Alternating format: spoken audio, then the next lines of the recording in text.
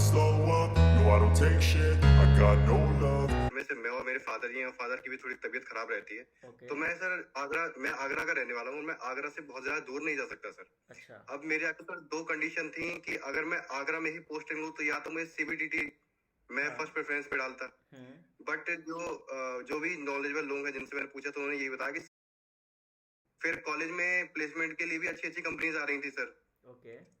तो उनमें मैं बैठा और मेरे 4 कंपनीज में सर प्लेसमेंट हुआ। आगरा से दमन जाना ये भी मेरे लिए बहुत बड़ा टास्क था, बट फिर मैं सोचा चलो कोई बात नहीं, जॉब है जाना तो पड़ेगा। फिर मैं सर चला गया वहां पे, और जब मैं गया फिर वहां का मैंने एनवायरनमेंट देखा तो सर मैंने ये रियलाइज किया कि ये जॉब मैं नहीं कर सकता, क्योंकि सर मैं बचपन से ऐसे घर में पला बड़ा हूँ कि मतलब बिल्कुल जैसे राजा वही लाइफ कहते हैं ना सर। हाँ। मैं किसी की सुन नहीं सकता। वहां पे सर एक चेयर नहीं, क्योंकि मैं मैकेनिकल इंजीनियरिंग से पास आउट हूँ, तो ओके। मैकेनिकल का तो सर आप जानते हैं मशीन वगैरह चलती थी, लेथ मशीन वगैरह, वहां पे हाँ। एक चेयर भी नहीं होती थी सर। हो गया, मुझे लगा कि सब कुछ खत्म सा हो गया। ओके। यूपी में तो बेसिकली कि एक दरोगा हुआ तो सर दरोगा को इंसान बहुत बड़ा इंसान समझता है। सही बात है।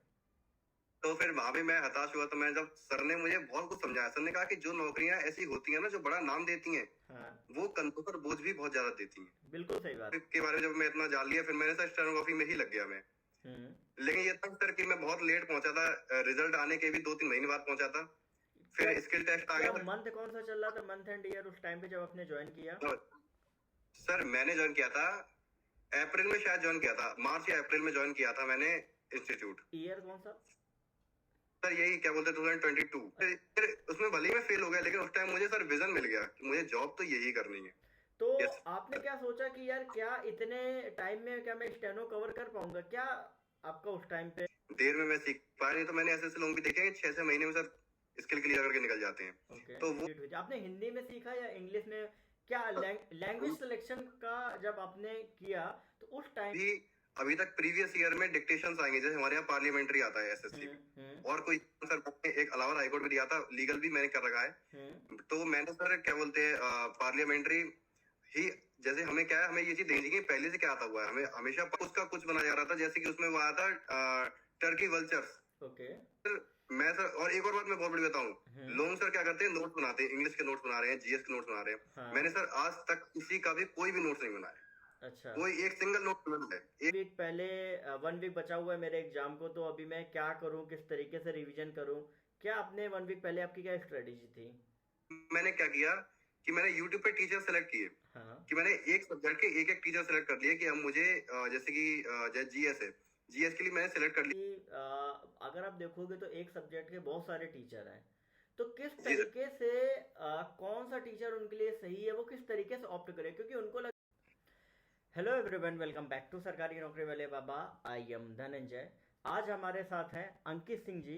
अंकित सिंह जी, आपका बहुत बहुत स्वागत है हमारे इस चैनल पे। और इनका अभी हाल ही में SSC स्टेनो 2022 में सिलेक्शन हुआ है, तो अभी बहुत सी ऐसी बातें अंकित जी से पूछेंगे और उनके बारे में जानेंगे।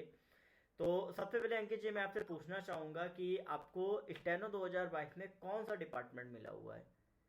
सर मुझे CSSS मिला हुआ है सर। अच्छा, DOPT CSSS आपको मिला हुआ है। तो आपने किसी और डिपार्टमेंट को ना चूज करके DOPT क्यों चूज किया? क्या रीजन था इसके पीछे?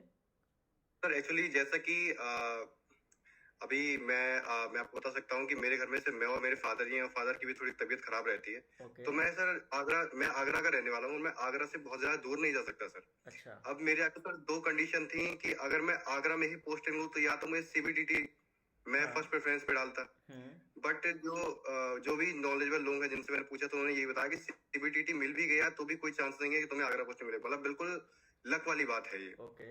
क्योंकि कानपुर जोन में भी सर अप्रोक्सीमेटली 10 वैकेंसीज थी, तो इसीलिए मैंने सारी दिल्ली वाली वैकेंसीज ही फिल करी, और जिसमें मैंने सेकंड नंबर पे CSSS भरा था सर, और वही मिल गया। अरे वाह, बहुत बहुत आपका कॉन्ग्रेचुलेशन। और साथ ही आपने जैसा बताया कि आप आगरा से बिलोंग करते हैं, तो आप मेरे को ये बताइए कि अभी क्या आपके घर में कौन कौन है और कैसा क्या आपका फैमिली बैकग्राउंड है?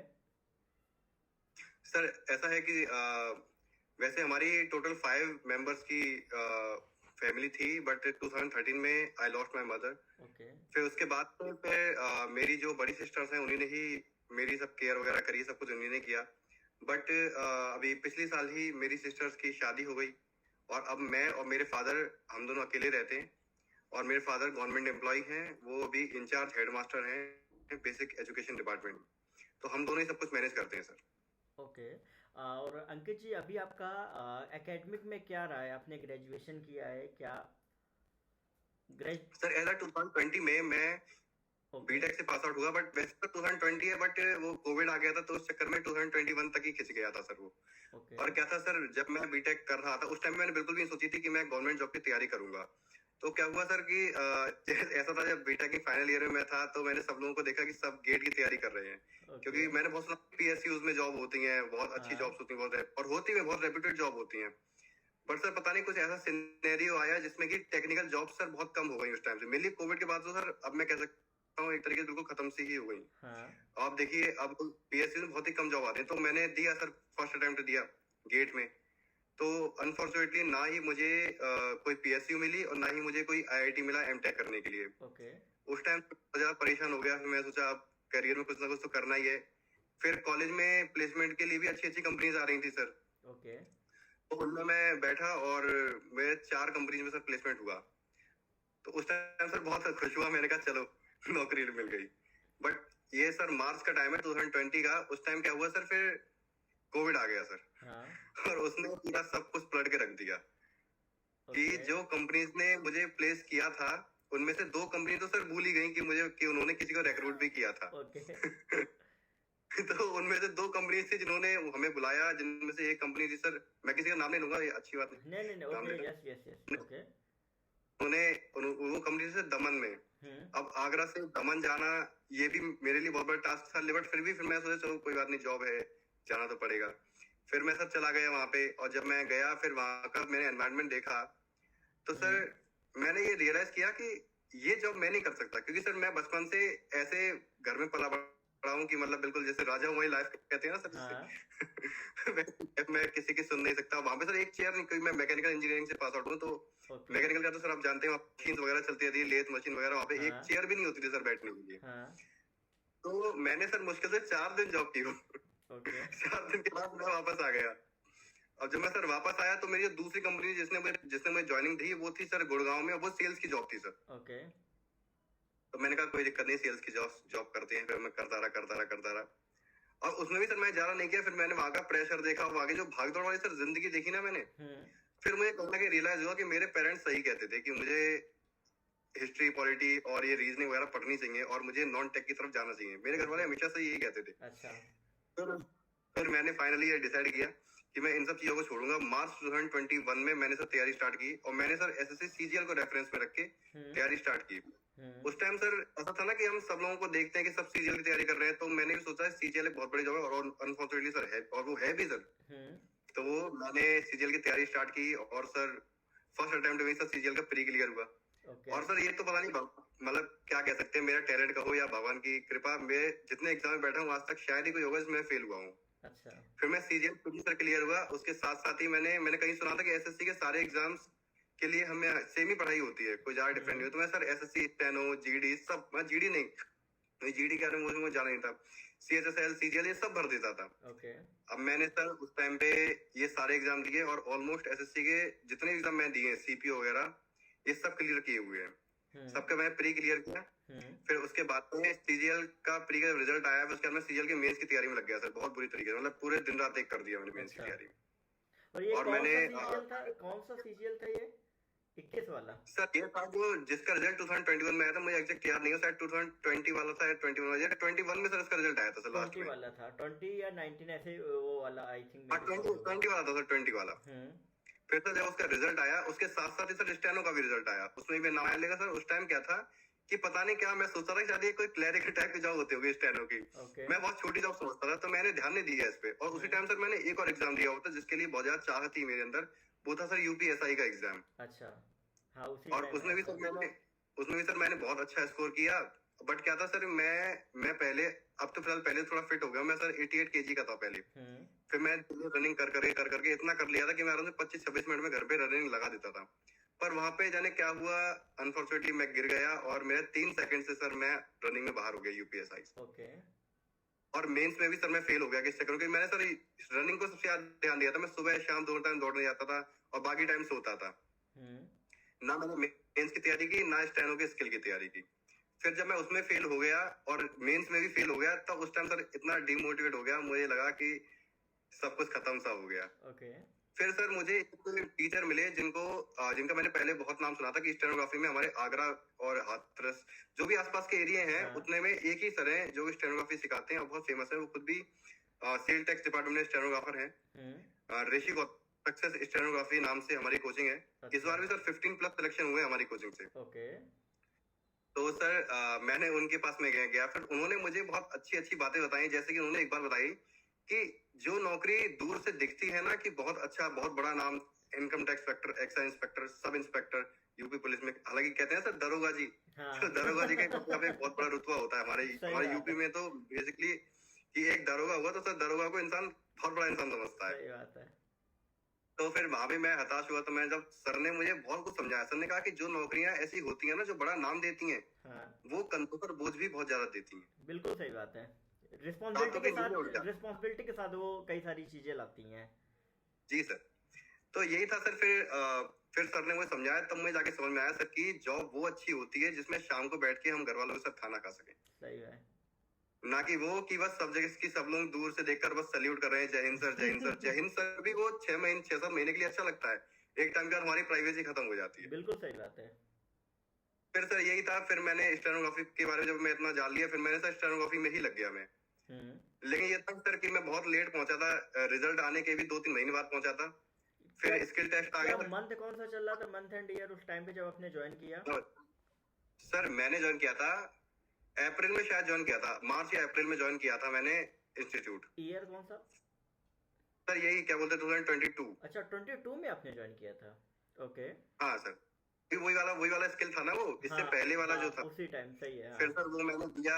अब जब मतलब फिर मैंने, हमारे जो सर है उन्होंने बहुत अपना पोर्टल बना रखा है, वो भी बहुत अच्छा पोर्टल है। मुझे लगता है मैंने आज तक इंडिया में कोई ऐसा पोर्टल देखा नहीं, मतलब बहुत अच्छा पोर्टल बनाया। फिर मैंने उस पर बहुत प्रैक्टिस की, बहुत मेहनत करी, बट फिर भी सर 3-4 महीने में कहाँ ही हो पाता है सर। तो सर नहीं हो पाया, फिर उसमें मैं फेल हो गया।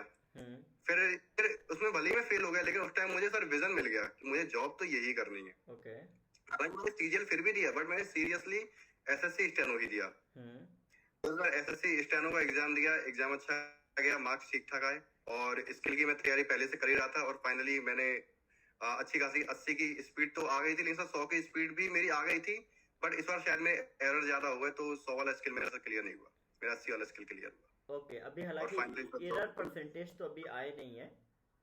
हाँ सर, अभी एरर परसेंटेज नहीं आए।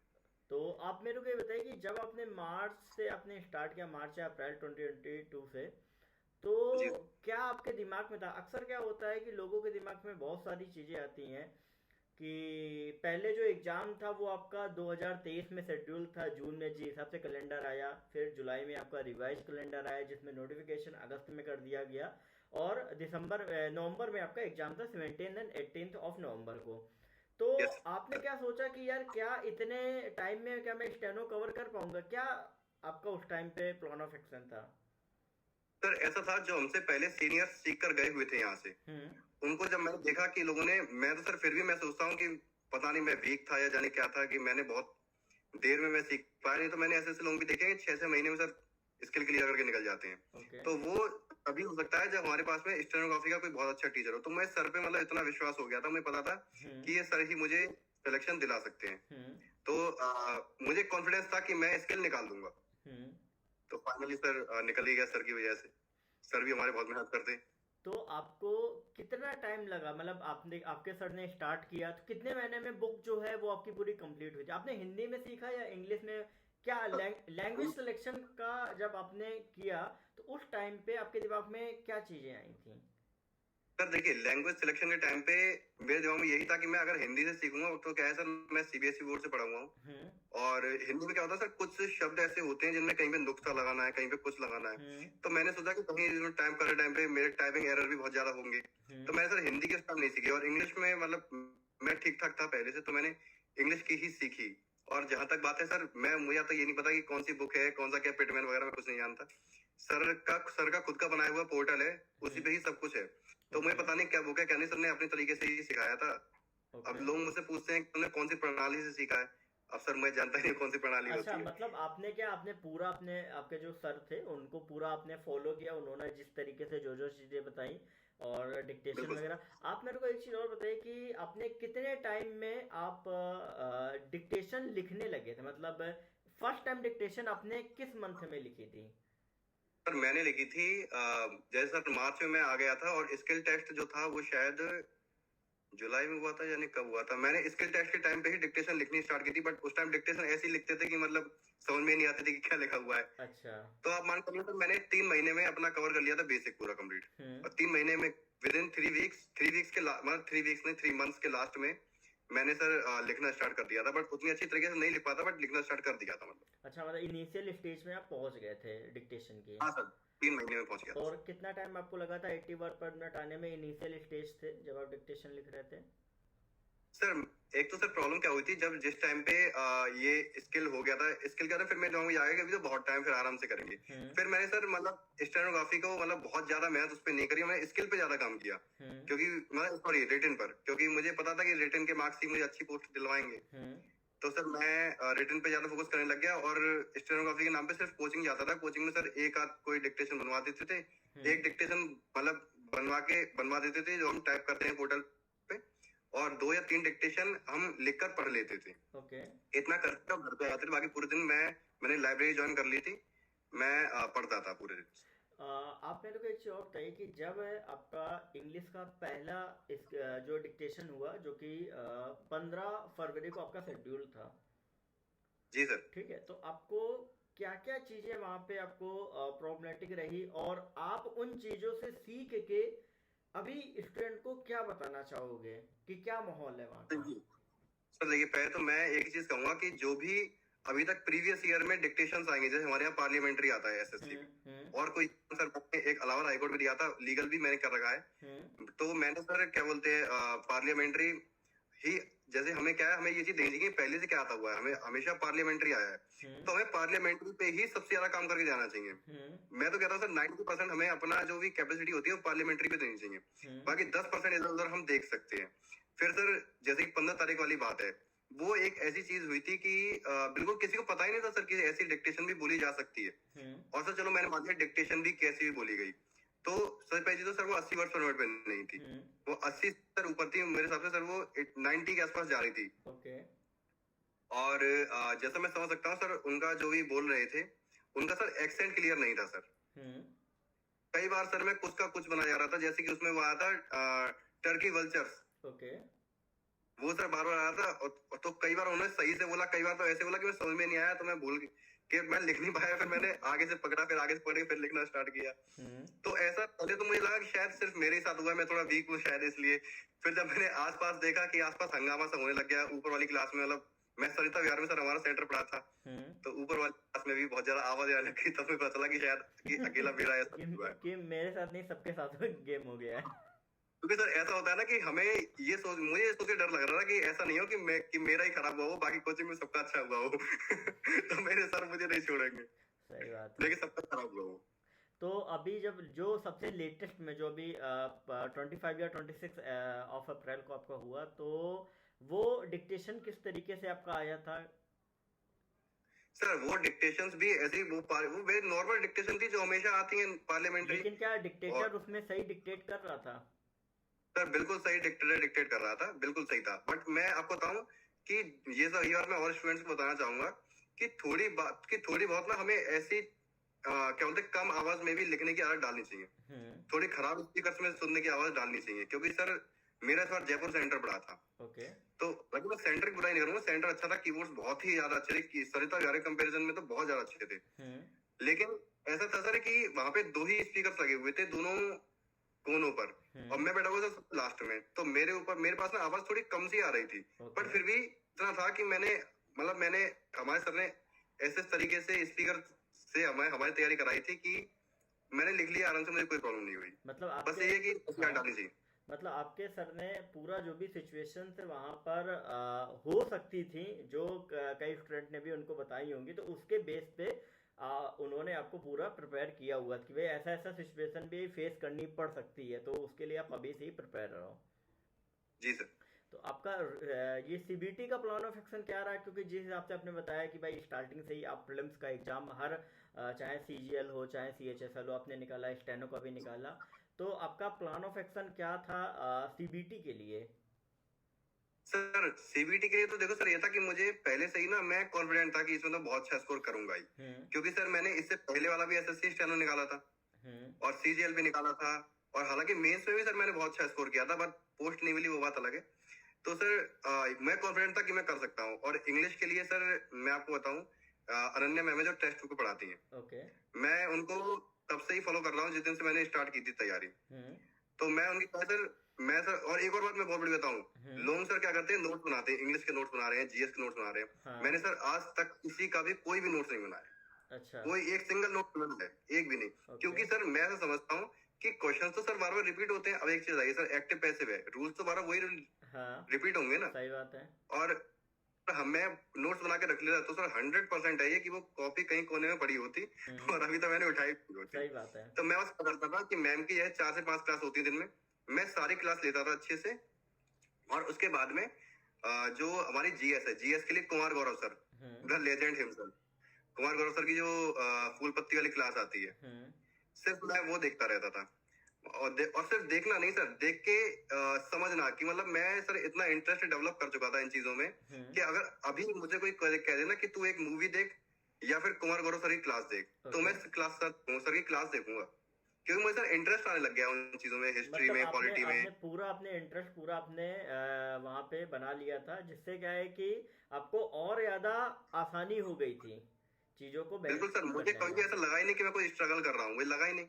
मुझे लगता है बहुत बहुत मजा आ रहा था सर मुझे तो पढ़ने में, मॉक टेस्ट देने में, सॉल्व करने में, और फिर लोगों को टारगेट देने में। जैसे कि मेरे साथ के सर बहुत सारे लोग थे, जैसे कि एक मैं आपको बताऊं, एक हमारे साथ के प्रतीक चौहान भैया थे, जो कि उनकी अच्छी खासी रैंक है, उन्हें मिनिस्ट्री ऑफ डिफेंस मिला है 4600 बेड पे। तो वो हमसे पहले से तैयारी कर रहे थे और वो बहुत एक्सपर्ट है सर हर चीज में, हमसे ज्यादा पहले तैयारी कर रहे हैं। तो मैं उनको चैलेंज दिया करता था, अब तुम इतने ला के दिखाओ, हालांकि वो मुझसे ज्यादा ही ला देते थे। तो ऐसे सर बहुत मजा आता था, हम गेम की तरह लेते थे सर इस चीज को। मतलब एक तरीके से आप लोग आपस में ही आप चीजों को और बेहतर करने के लिए आप आपस में चैलेंज दिया करते थे कि ये करके दिखाओ, ये करो, और उस चीज को और ज्यादा इंटरेस्टिंग बना लेते थे कि कौन करके दिखा पाता है, कौन करके नहीं दिखा पाता है। जी बिल्कुल सर। नहीं, ये एक बेहतर तरीका है अगर आपके फ्रेंड सर्कल में लोग तैयारी कर रहे हैं अपने आप को और बेहतर बनाने का। और एक चीज़ मेरे को और बताइए कि जब आपने सीबीटी का एग्ज़ाम आपने दिया तो उसके 1 वीक पहले आपने क्या सोचा कि 1 वीक पहले 1 वीक बचा हुआ है मेरे एग्ज़ाम को, तो अभी मैं क्या करूं, किस तरीके से रिवीजन करूं? क्या आपने 1 वीक पहले आपकी क्या स्ट्रेटेजी थी? सर देखिए ऐसा था, जितने भी टेक्स्ट बुक के मॉक्स थे मैं वो सारे लगा चुका था पहले से ही। तो मैंने लास्ट 1 वीक में मैंने कुछ एक्स्ट्रा नहीं पढ़ा, मैंने बस क्या किया, जो वो मॉक्स थे ना उन्हीं की ही एनालिसिस कर ली, वही रीजनिंग के क्वेश्चन सारे वही लगा लिए, सारे इंग्लिश के क्वेश्चंस देख लिए, जितने कॉम्प्रिहेंशन पार्ट था वो सारा देख लिया। बस मैंने वही एनालिसिस करी लास्ट के वीक में, और मैंने कुछ नहीं किया ज्यादा, बस इतना किया। ओके, मतलब आपने पूरा जो भी एनालिसिस था बस वही वो किया, बाकी इसके अलावा अदर कुछ भी करने की जरूरत आपने नहीं करी। अच्छा, एक चीज मेरे को और बताइए कि क्या 2022 के सीबीटी में भी आपका, जब आप देने जा रहे थे अपना एग्जाम, तो उस टाइम पे क्या प्रेशर आपको फील हो रहा था कि यार इस बार क्या मार्क्स आएंगे, होगा या नहीं होगा? सर मैं आपको बताऊं, प्रेशर तो देखो सर थोड़ा सा हमेशा, मैं समझता हूँ हमेशा रहना चाहिए, क्योंकि उसकी वजह से हम पढ़ लेते हैं। अगर प्रेशर खत्म हो जाएगा तो हम सर मेहनत करना बंद कर देंगे। तो सर प्रेशर थोड़ा इस वजह से भी था, क्योंकि एक अंदर से था ना कि मतलब मुझे ऐसा आ गया था कि इस वाले एग्जाम से मेरी नौकरी लगेगी। लेकिन फिर भी सर अंदर डर रहता है ना, क्या पता मैं स्कोर नहीं कर पाया, किस तरीके की जीएस आएगी। और हालांकि सर आपको ही पता है कि इस बार एग्जाम हमेशा से बहुत टफ आया था। सही बात है। अपने मॉक टेस्ट में मैं आपको बताऊं सर, लिटरली बता रहा हूँ, 160-165 स्कोर करता था, और मेरा स्कोर बहुत मतलब उसके कंपेरेटिवली कम रहा। मैं 140 सर मैंने स्कोर किया है, तो मुझे लगता है कि ये काफी कम स्कोर रहा। और तो यही था सर, पेपर का भी पैटर्न जो है वो काफी ज्यादा डिपेंड करता है, क्योंकि बेसिकली अगर आप देखोगे किसी भी मॉक टेस्ट में प्रीवियस ईयर के ही ज्यादातर दिए होते हैं आपको मॉक टेस्ट स्टेनो में। तो आप एक चीज मेरे को और बताइए कि अभी आपने 2022 का दिया, ठीक है, अभी 2023 में क्या प्लान ऑफ एक्शन आप रखोगे अभी? 2023 में सर वही है कि मुझे ग्रेड सी लेना है, 4600 लेना है सर, कुछ भी करके, या तो मुझे एमईए लेना है या फिर डिफेंस लेना है, 4600 लेना है सर। तो अभी आपका किस तरीके से आप स्ट्रेटेजी बनाओगे, क्योंकि अभी जिस हिसाब से आपने अभी काफ़ी चीज़ें आपने पढ़ी होंगी, सिर्फ उनको रिवाइज करना होगा, तो और क्या क्या इम्प्रूवमेंट आपको करने हैं जिस हिसाब से आपके मार्क्स 140 है, तो आप क्या क्या चीज़ें अपने आप में इम्प्रूव करना चाहेंगे? सर देखिए, एक तो मैंने एक चीज और सोच रखी थी, जो मैं स्टार्टिंग से ही सोच रखी थी कि ये सर मेरी स्ट्रेटजी थी कि मैं एक तरीके के सिलेबस के सारे एग्जाम देता था, फिर चाहे वो एसएससी के सारे एग्जाम हो, और साथ साथ ये हो गए हमारा क्या बोलते हैं यूपी के एग्जाम, लेखपाल वगैरह, मैं सर ये सारे ही एग्जाम देता था। उससे एक अच्छी बात क्या रहती है कि हम लोग उसमें रहते हैं कि बिल्कुल पढ़ाई छूटती नहीं है सर, कि कभी सी चला रहा है, कभी सीएचएस चला रहा है, तो पढ़ाई हमारी कंटिन्यूसली चलती रहती है। टच में किसी न किसी एग्जाम के आप बने रहते हो, जो चीजें अभी चल रही हैं। जी सर बिल्कुल। अब जैसे क्या था सर, आज मेरा एसएससी सीजीएल का एग्जाम था। ओके। हालांकि मैं दूर गया नहीं, पहले से तैयारी कर रहा था, बट वो यार कि एक खुशी हो जाती है कि हाँ एक सिलेक्शन मिल गया। मैं सोचिए अब 2400 में हाँ मिल ही गया है, तो फिर अब इस बार आने वाले टाइम पे 4600 में ले लूंगा। एक कॉन्फिडेंट डेवलप हो जाता है आपके अंदर कि 22 वाला कर लिया तो 23 वाला तो 101% हम क्लियर करेंगे। बिल्कुल सर, बस ये सर क्लियर करना बड़ी बात नहीं है, बड़ी बात है सर 4600 लेना, क्योंकि 4200 मिला तो सर मुझे थोड़ा दुख होगा कि इस समय स्कोर नहीं कर पाया, बट कोशिश यही है कि सर ले लूंगा, मुझे लगता है कि मैं ले लूंगा।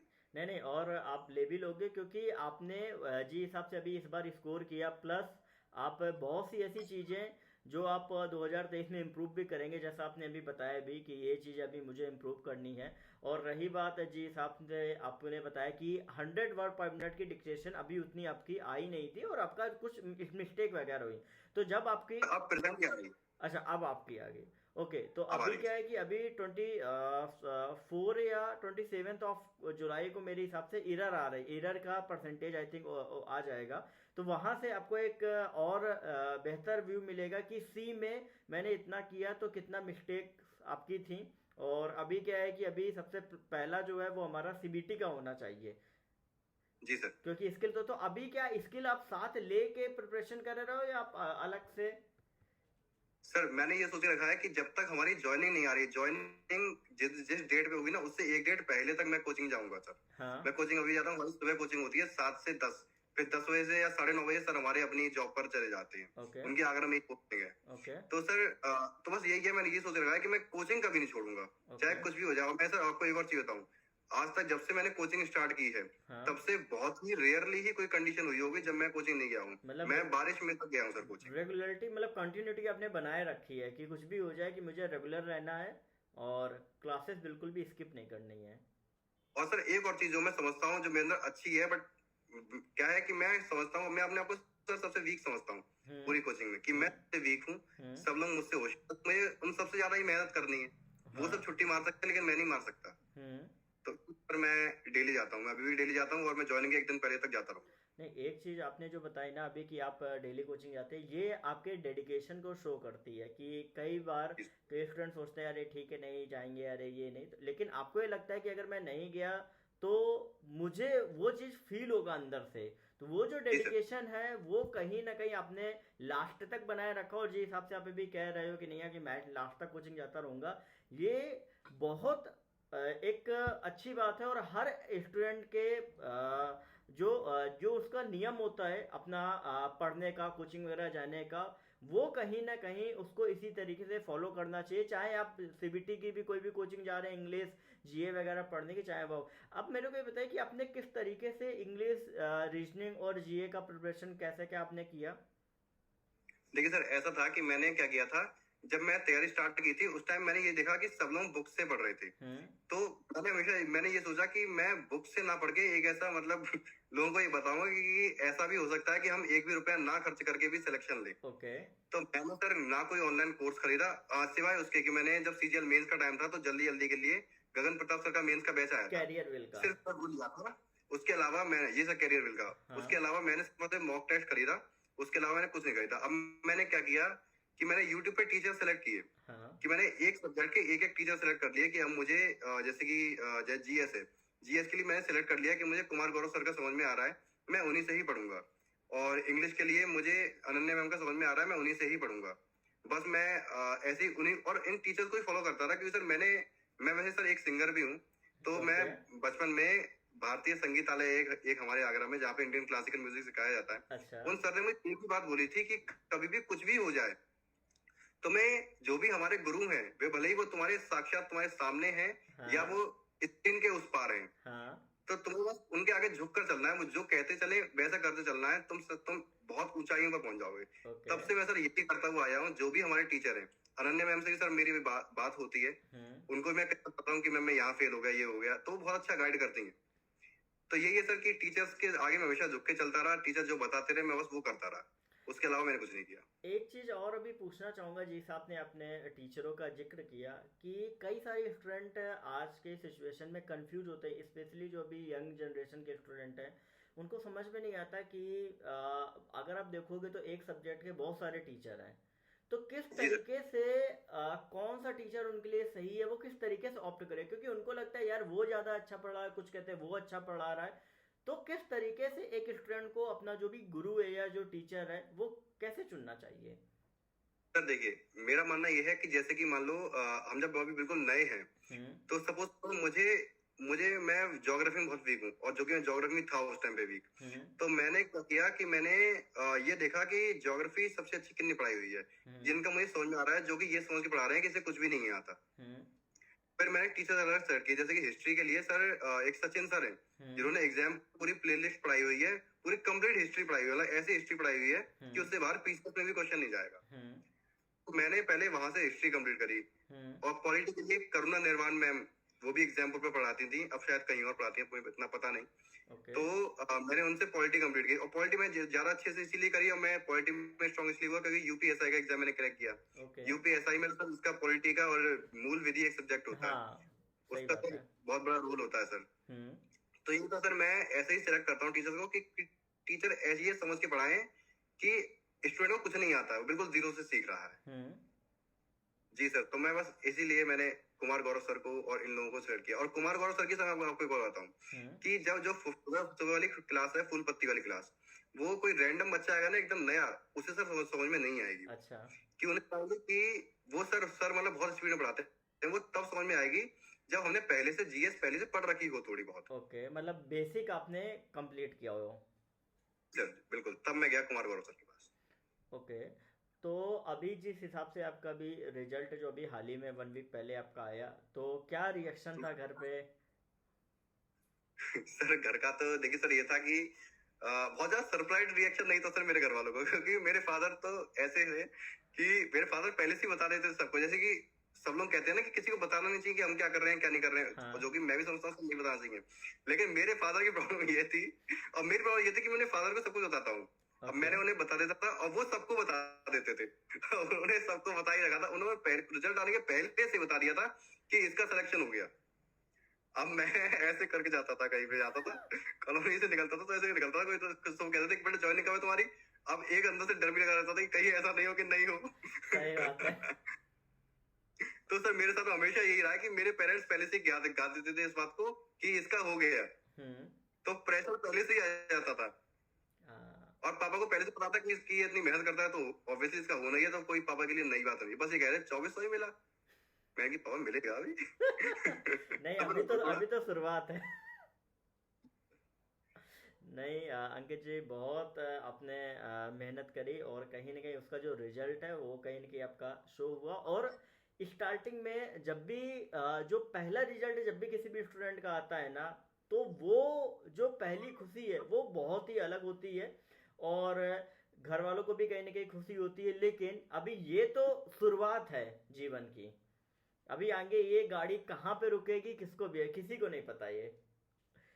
तो अंकित जी, आपने बहुत कुछ कहीं ना कहीं आपने शेयर किया, बाकी सभी स्टूडेंट को भी कहीं ना कहीं बहुत सी चीज़ें क्लियर होंगी, और स्पेशली जो है किस तरीके से आपने बताया कि टीचर्स को ऑप्ट करें, क्या कैसे क्या चूज करें, और आपने जो प्रिपरेशन अपने स्किल टेस्ट को कवर करने में, अगर जिस हिसाब से हमने बताया कि आपके सर ने हर चीज़ स्ट्रेटजिक वाइज उन्होंने पूरा क्लियर करी, उन्होंने कोई बुक से नहीं, उन्होंने अपना पूरा कॉन्सेप्ट पूरा उन्होंने बताया, प्लस उसी को लेके आपसे आपने अभी प्रिपरेशन करी, और इतने कम टाइम में, जिस हिसाब से हमने बताया कि मार्च 2022 में आपने स्टार्ट किया और उसके बाद फिर आपने स्किल वगैरह भी दिया, तो बहुत सी ऐसी चीज़ें जो स्टूडेंट के मन में, माइंड में सवाल आते हैं, वो कहीं ना कहीं इस वीडियो से कहीं ना कहीं क्लियर होंगे। तो इसमें सबसे बड़ा योगदान जो है वो आपका है कि आपने उन सारी चीज़ों को एक जेन्युइन तरीके से आपने स्टूडेंट के सामने भी रखा, और उससे बहुत कुछ ऐसी चीज़ें हैं जो स्टूडेंट कहीं ना कहीं सीखेंगे। और अगर जो भी क्वेश्चन रहेंगे, अगर स्टूडेंट पूछेंगे, तो वो मैं आपको कन्वे करूंगा, आप उनका रिप्लाई दीजिएगा, इतना मैं आपसे रिक्वेस्ट करूंगा। सर रिक्वेस्ट इस तरह आप ऑर्डर दे सकते हैं। तो अंकित जी, आपको बहुत बहुत आगे जीवन के लिए शुभकामनाएं, और आपका जो 2023 में टारगेट है उसको आप अचीव करो। और बाकी मैं बस इतना ही बोलूँगा कि जीवन में जब तक आपको ये ना लगे कि नहीं यार, मैंने ये जो डिपार्टमेंट है या ये जो मिनिस्ट्री मैंने पा लिया है, तब तक आप उसके पीछे लगे रहो। लेकिन साथ ही साथ एक चीज़ और ध्यान में रखना कि अपनी जो भी आपका जर्नी है उसकी वजह से किसी दूसरे का नुकसान ना हो। तो ये चीज़ मैं आपसे रिक्वेस्ट करूंगा कि सीबीटी में आप इतना मेहनत करो, इतना मार्क्स लाओ, लेकिन ये ध्यान रखना जब पीपीएफ का फॉर्म भरना तो सी के ही डिपार्टमेंट आप सेव रखिएगा। मैं आपको उसका स्क्रीनशॉट भी भेजूंगा सर, मैं आपको प्रॉमिस कर रहा हूँ भेजूंगा सर। और मैं बस गिनती के 3-4 ही स्टार्टिंग में डालूंगा, नहीं तो नहीं डालूंगा। हाँ, नहीं अंकित जी, वो तो आपका जो कॉन्फिडेंट है, बात करने का तरीका है, उससे पता लग रहा है कि नहीं है कि आप वही डालेंगे। और लगभग मैं सभी से रिक्वेस्ट करना चाहूँगा, जो भी सेलेक्ट होते हैं वो उतने ही डिपार्टमेंट या मिनिस्ट्री ऑप्ट करें, क्योंकि ये जो 2023 का चांस है ना, ये फाइनल चांस है। इसके बाद एनआरए सीईटी हुआ, क्या होगा कुछ नहीं पता। तो कोशिश करो कि इसमें ज़्यादा से ज़्यादा जो फ्रेशर्स, जो भी स्टूडेंट हैं, तो उनको कहीं ना कहीं जॉब मिल सके, क्योंकि हर एक स्टूडेंट का जो सपना होता है कि कम से कम कोई भी डिपार्टमेंट या कहीं पर भी मिल जाए। क्योंकि एक्सपेक्टेशन तो आपकी बाद में चालू होती है, पहले लगता है साउथ में मिले, अंडमान में भी मिले, कुछ भी मिले, एक हमें नौकरी मिल जाए बस है। बिल्कुल। तो बस इसी के साथ मैं अंकित जी आपका बहुत बहुत धन्यवाद देना चाहूँगा। और आगे भी मैं आपको ये सलाह देना चाहूँगा कि कोई भी अगर स्टूडेंट अगर आपसे कुछ चीज़ें पूछ रहा है, तो आप उसको कोशिश करो बेहतर गाइडेंस देने की जितना ज़्यादा हो सकता है, जैसा आपने अभी यहाँ पर दिया। क्योंकि वो जो गाइडेंस है, अगर वो किसी भी स्टूडेंट की लाइफ को कहीं ना कहीं अच्छा कर देगा, बना देगा, तो वो हमेशा आपका शुक्रगुजार रहेगा, और आपको भी एक मन में खुशी रहेगा कि नहीं यार, मैंने कहीं ना कहीं किसी का लाइफ। सर मैं इसमें कुछ ऐड करना चाहता हूँ। हाँ? कि मैं ऐसा सर 27 में जब से तैयारी स्टार्ट की थी, मैंने बहुत सारे स्टूडेंट्स का मतलब एग्जाम क्लियर कराया, बहुत सारे स्टूडेंट का। एक मेरी फ्रेंड है सर जो कि हरियाणा में रहती है। हाँ? उसने बिल्कुल तैयारी स्टार्ट की, उसका सर इस बार सीजीएल प्री क्लियर हुआ सिर्फ मेरी स्ट्रेटेजीज बता कर। और आप पूरी कोचिंग स्ट्रेटेजी पूछती है, मैं सबको बताता हूँ। और सर मेरे हिसाब से मुझे लगता है जितने लोग मेरे टच में हैं, किसी का भी सर मैं ऐसा होने दूंगा किसी का रिटन क्लियर ना हो। अगर मेरे हिसाब से मैं कहूंगा वो ये जो अप्रोच अंकित जी आपकी है ना, वो बहुत अच्छी है। और मेरा जो मानना है कि जितना आप किसी को दे रहे हैं, जितना आप किसी को बता रहे हैं स्ट्रेटजी, उतना ही आप अपने आप में एड ऑन कर रहे हैं। एक चीज़ मैं आपको यहाँ से क्लियर कर दूं कि जब आप कोई चीज़ किसी को बताते हो ना, और हर स्टूडेंट के अलग अलग क्वेश्चंस आपके होते हैं, जब वो आपसे पूछते हैं तो आपको भी ये सोचने का मौका मिलता है कि अरे यार, ये चीज़ तो मैंने सोची नहीं, ये चीज़ मुझे और बेहतर करनी है। और नेक्स्ट जब आपसे कोई पूछेगा तो आप उसको वो भी बताओगे जो चीज़ें आपको सीखने को मिली हैं। तो अंकित जी, बस इसी के साथ आपको बहुत बहुत शुभकामनाएं। अब जॉइनिंग वगैरह का भी आपका प्रोसीजर चालू हो जाएगा। आई थिंक एक्सपेक्टेड है कि अगस्त के सेकेंड वीक में आपको अटेस्टेशन वगैरह का, हालांकि मेडिकल तो आपका डीओपीटी वहीं पर ही कराती है डिस्ट्रिक्ट हॉस्पिटल में।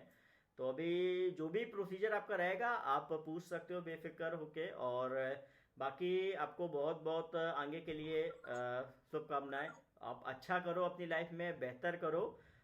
सो गुड नाइट, अच्छे रहिए, स्वस्थ रहिए, और लाइफ में जब तक ज्वाइनिंग ना हो तब तक थोड़ा बच के रहिए, इतना मैं कहना चाहूँगा।